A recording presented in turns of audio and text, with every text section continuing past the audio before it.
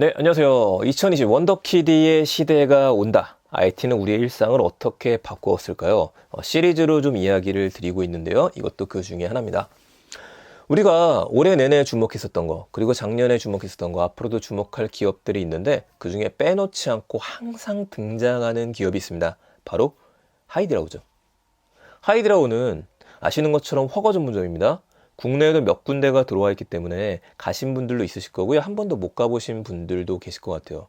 저는 이왕이면은 서울 쪽에, 강남 쪽에도 있고 홍대 쪽에도 있으니까 가서 경험해 보셨으면 좋겠습니다. 그래야지만 제가 이야기 드리는 것들이 더 많이 이해가 되실 거예요. 하이디라우가 왜 이슈가 됐냐면요. 일단 돈을 많이 벌어서 이슈가 됐습니다. 그렇지 않으면 이슈가 될 일이 없었겠죠. 어떤 회사냐? 일단은요. 중국에서는 지금 1위 업체이기도 합니다. 그리고 가장 이슈가 됐던 거는 2018년도 9월 달에 홍콩 증시에 상장을 했어요. 허거를 팔아서 증시에 상장을 한 겁니다. 근데 돈을 얼마나 벌었느냐? 시총이 120억 달러가 됐습니다. 120억 달러. 자, 여기에 공동 창업자 4명 있거든요. 4명 중에 2명이 부부예요. 회장 장유영하고요. 그리고 그의 아내가 있습니다.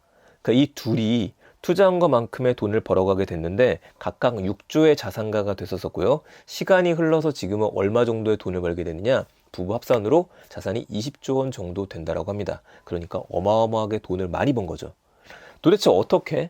근데 여기서 주목하셔야 되는 게 이 장용 회장이라 그래서 나이가 들어 보이는데 이분이 몇 살이냐? 47세였었습니다. 상장했었을 때.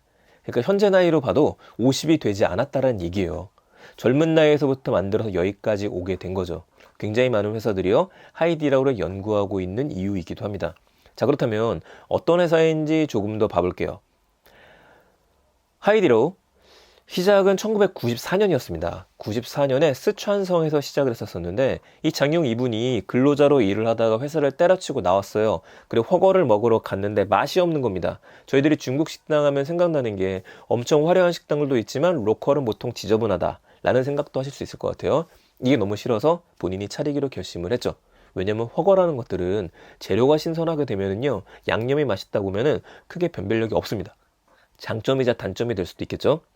자, 그래서 4개 테이블을 놓고 시작했었던 게 그 시작이었어요. 94년에. 그리고 시간이 지나서 지금 전국, 전 세계 360개 이상의 매장을 갖고 있는 엄청난 곳이 탄생하게 된 거죠. 자, 몇 개 더 봐보도록 하죠. 이 당시 나이가 몇 살이었냐면요 23살이었습니다. 젊었네요. 자, 그렇다면 허거 맛이 대단하진 않아요?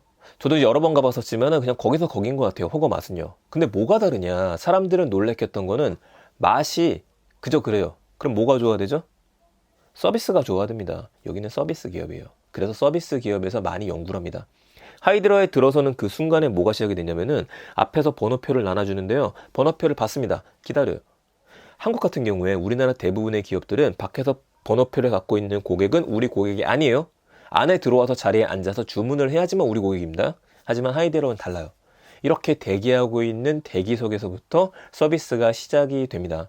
대기석에 있는 동안에 지루하지 않도록요 구두를 닦아주는 서비스라든지 미리 신청하면 네일 케어를 받을 수 있다라든지 그렇지 않다라면은 음료수를 드시는 것들, 과자를 마시는 것, 과자를 먹는 것들 다 무료입니다. 보드게임을 하면서 기다릴 수도 있어요. 그냥 나가도 뭐라고 안 합니다. 여기서부터 서비스가 시작이 되는 거죠.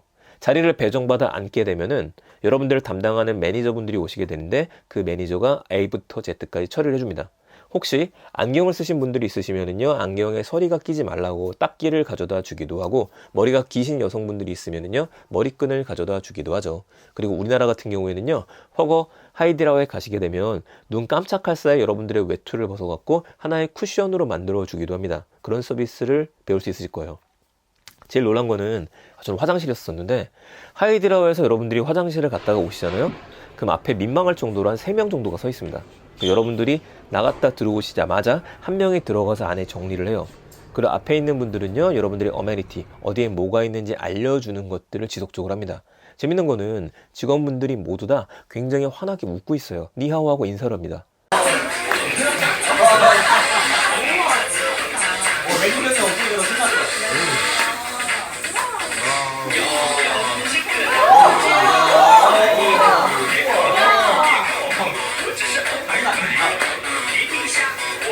직원들을 움직이는 동기부여가 잘 돼 있다는 거죠. 사내 복지 시스템이 잘 되어져 있고요. 매니저급 이상 간부한테는 고향 부모한테 보조금을 줄 수 있도록 돼 있기도 합니다. 그러니까 월 10% 미만의 낮은 이직률을 보인다라고 합니다. 금액도 우수 직원이 되게 되면요, 베이징이나 상하이에서 받는 직원의 일반적인 식당에 일하는 직원의 2배 정도의 돈을 벌 수 있다고 합니다.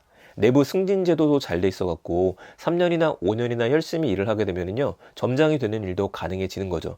외부에서 갖고 오기보다도 내부에서 우리에 대해 잘 아는 사람들을 승진시키는 제도가 잘 되어져 있는 겁니다. 이거는 배울 게 많은 것 같아요.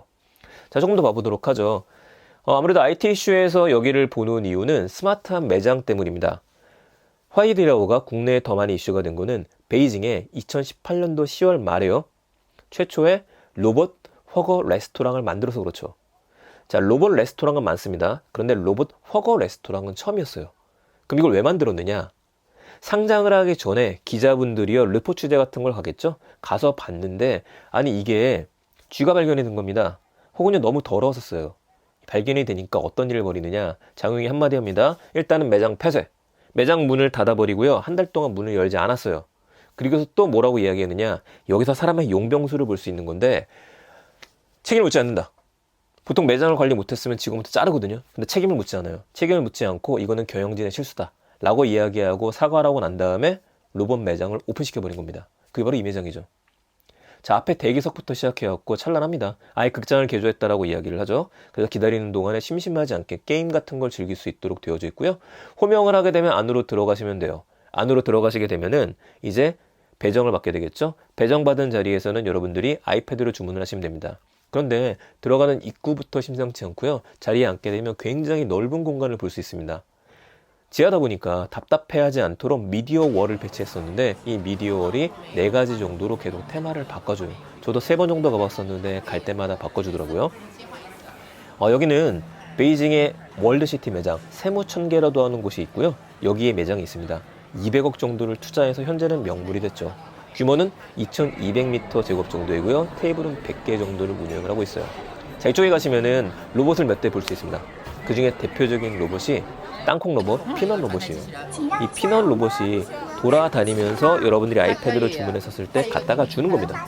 갖다가 주는데 그치지 않고요. 옆에 매니저는 서 있다가 여러분들이 것들을 담아주는 역할들을 하죠. 허거에 담궈줘요.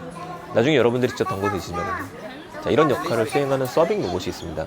이거는 상하이에 위치한 기업 키논에서 만든 로봇이죠. 굉장히 똑똑하고 영리합니다.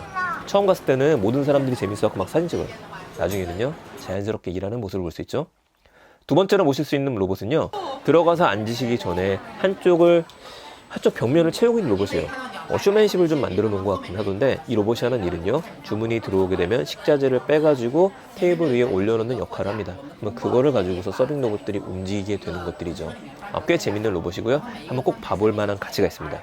얘는 파나소닉에서 만들었죠. 자, 이런 식으로 스마트한 매장을 만드는 거, 앞으로 2호점, 3호점 더 늘리겠다라고 이야기를 하는데 글쎄 얼마나 늘릴지는 모르겠습니다.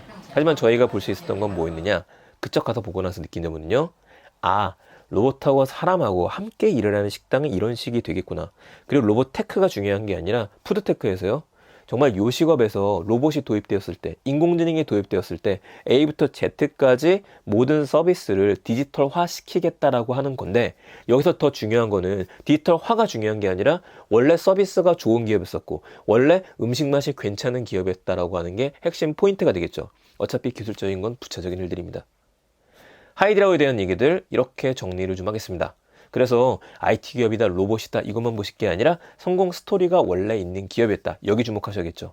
그렇다면 하이디라오와 맞먹을 수 있는, 국내에서 찾을 수 있는 곳은 어디 있을까요?